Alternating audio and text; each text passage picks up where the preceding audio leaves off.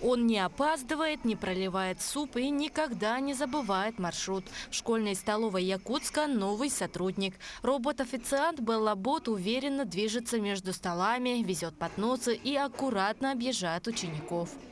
Мне он очень нравится. Например, он помогает тем, что нужно отнести поднос с тяжелой посудой. Боюсь, что я могу ее уронить, разбить. Я могу вызвать робота к тому столу, к которому я стою.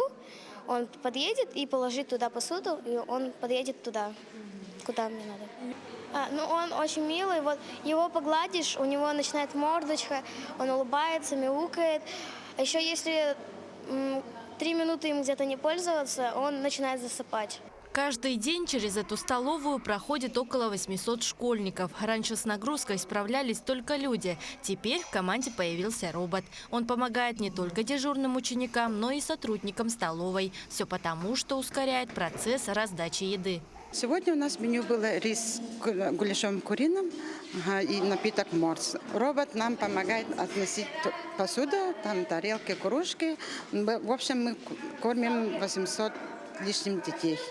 3 раза захода. Первый заход 150 с лишним, потом 250, потом 380 детей. Также робот сам строит маршрут, реагирует на препятствия и даже разговаривает, предупреждает о горячих блюдах. Безопасность обеспечивают датчики и мягкий бампер. Отметим, что Беллабот в школе трудится не один.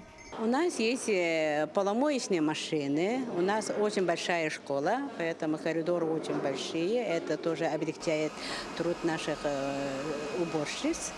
Еще есть у нас робот-пылесос, мойщик ока. У нас еще есть современный интерактивный музей. У нас будет научный центр и надеемся еще внедрить новые технологии. У школьного робота уже есть сестра-близняшка. Такой же умный помощник появился в смарт-библиотеке. Отметим, что роботы – часть тестового проекта по внедрению роботизации. Если эксперимент покажет эффективность, умные помощники будут во многих организациях Якутска. Даяна Федорова, Нюргун Старостин, Якутск.